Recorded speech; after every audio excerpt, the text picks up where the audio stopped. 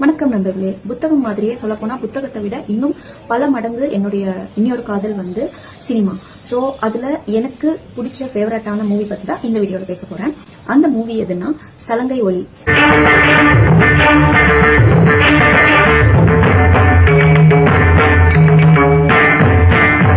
இந்த படம் வந்து 1983 வருஷம் வந்து ரிலீஸ் ஆச்சு.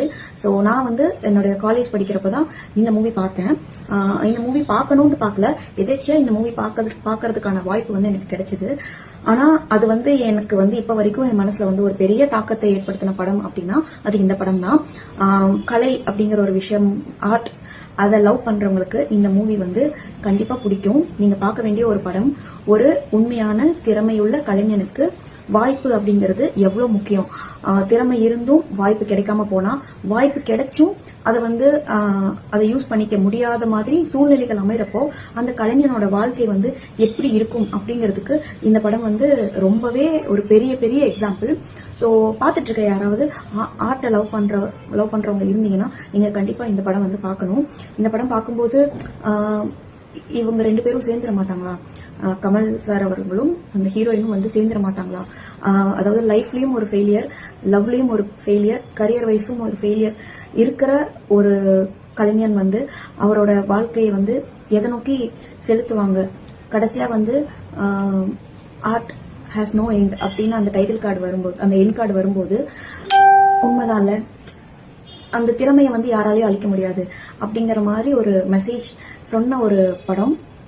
நீங்க பார்த்துட்டு இருக்க யாராவது இந்த படம் பார்த்துருந்தீங்கன்னா உங்களுடைய கமெண்ட்ஸ் வந்து எனக்கு சொல்லுங்க.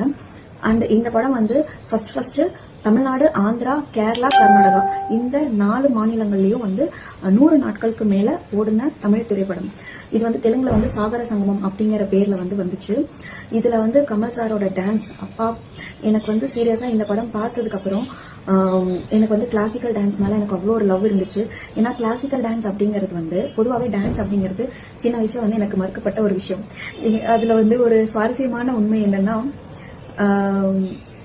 அப்ப வந்து வீட்டுல இருக்கிற வறுமை காரணமா எங்க அம்மா வந்து நான் கிளாசிக்கல் டான்ஸ் கத்துக்கணும்னு ஒரு டான்ஸ் கிளாஸை கிராஸ் பண்ணி நான் போகும்போது, அங்க அந்த டான்ஸ் கிளாஸை கிராஸ் பண்ணி தான் நான் வந்து என்னோட டியூஷன் போவேன். அப்போ வந்து அந்த தை அந்த மியூசிக் கேட்டுட்டே இருக்கும். அப்போ அம்மா கிட்ட நான் கேட்பேன், எனக்கு இந்த கிளாஸ்ல ஜாயின் பண்ணணும்னு ஆசையா இருக்கு அப்படிங்கும்போது, அப்போ அம்மா வந்து என்கிட்ட ஒரு பொய் சொன்னாங்க.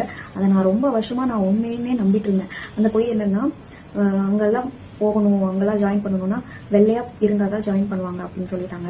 ஸோ அந்த பொய்யை வந்து நான் ரொம்ப வருஷமா உண்மையை நம்பிட்டு இருந்தேன். நானும் பாக்குற கிளாசிக்கல் டான்சர்ஸ் எல்லாருமே ரொம்ப வெள்ளையேன்னு இருந்தனால அப்படிதான் போல இருக்கு அப்படின்னு சொல்லிட்டு நான் அப்புறம் ஏமா என்ன கருப்பா பித்த அப்படின்னு நான் கேட்டிருக்கேன். அப்போ வந்து குடும்ப வறுமை காரணமா அந்த மாதிரி சொன்னாங்க. அப்போ அந்த சான்ஸ் வந்து மறுக்கப்பட்டுச்சு. அதுக்கப்புறம் இந்த படத்தை பார்த்ததுக்கு அப்புறம் எனக்கு கிளாசிக்கல் டான்ஸ் கத்துக்கணும் ரொம்பவே ஆசையா இருந்துச்சு. ஆனா அதுக்கப்புறம் என்னுடைய குடும்ப சூழல் காரணமா இப்போ வரைக்கும் அது வந்து என்னால கத்துக்க முடியாம போயிடுச்சு. ஸோ டான்ஸ் அப்படிங்கிறது அது வந்து எவ்வளவு பெரிய ஒரு ஃபயரா இருக்கணும் அப்படிங்கிறதுக்கு இந்த படத்தை நீங்க பாத்தீங்கன்னா உங்களுக்கு தெரியும். ஒவ்வொரு டான்சர்ஸுமே பார்க்க வேண்டிய ஒரு படம். அதுல வந்து அவர் அந்த கிளாசிக்கல் டான்ஸ் ஆடும்போது உண்மையா ஒரு பெண்ணை விட ஒரு ஆண் வந்து இவ்வளவு நளினமா இவ்வளவு அழகா அந்த நடனத்தை வந்து வெளிப்படுத்த முடியும். அதுவும் வந்து அதுல நீங்க ஷார்ட்ஸ்ல ஒரே ஒரு சீன் மட்டும் பாருங்க. கமல் சார் வந்து எஸ்பி சைலஜா அம்மா அவர்களுக்கு வந்து டான்ஸ் வந்து எப்படி ஆடணும் தெரியுமா அப்படின்னு சொல்லிட்டு ஒரு பாட்டோட லிரிக்ஸ் போட்டு ஆடி காட்டுவாரு. அந்த போர்ஷன் மட்டும் நீங்க பாருங்க. அந்த போர்ஷன் வந்து நான் நிறைய நாள் ஆடி பார்த்திருக்கேன், எனக்கு வந்ததே இல்லை இப்போ வரைக்கும். ஸோ அது ஆனா கண்டிப்பா வரும். நான் வந்து இடையில நான் விட்டுட்டேன். அந்த போர்ஷனை மட்டும் நீங்க பாருங்க. அது பாக்குற ஒவ்வொருத்தவங்களுக்கும் அந்த ஃபயர் கொடுக்கும். ஸோ இப்போ வரைக்கும் என்னுடைய ஃபேவரட் படம் அப்படின்னா, எனக்குள்ள ஒரு பெரிய தாக்கத்தை உண்டாக்குன படம் அப்படின்னா சலங்கை ஒலி தான். ஸோ பாக்குற நீங்களும் எனி லாங்குவேஜஸ்ல உங்களோட favourite and award winning movies ஏதாவது இருந்துச்சுன்னா எனக்கு கமெண்ட்ல சொல்லுங்க. இந்த படம் பார்த்தவங்களும் எனக்கு கமெண்ட் பண்ணுங்க. பார்க்காதவங்க பார்க்கறதுக்கு ட்ரை பண்ணுங்க. நீங்க பாத்தீங்கன்னா எப்படி இருந்துச்சு அப்படிங்கறத எனக்கு கமெண்ட்ல சொல்லுங்க. அண்ட் இந்த படத்தோட இன்னொரு பெரிய பிளஸ் வந்து இளையராஜா சாரோட மியூசிக். அந்த மியூசிக் வந்து அந்த சின்ன சின்ன பிஜிஎம்ஸ் எல்லாம் வந்து அவ்வளோ அழகா இருக்கும். கமல் சாரும் ஜெயபிரதா அவங்களும் பேசும்போது வர அந்த சின்ன சின்ன மியூசிக் அதை நான் வந்து என்னோட ரிங்டோனா கூட வச்சிருக்கேன். நான் அவ்வளோ அழகா இருக்கும், அவ்வளோ கியூட்டா இருக்கும். அதுக்கெல்லாம் வந்து ஒரு ரீப்ளேஸ்மெண்ட்டே கிடையாது.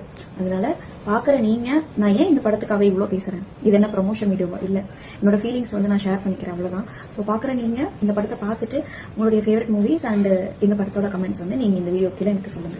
ஓகே, நன்றி.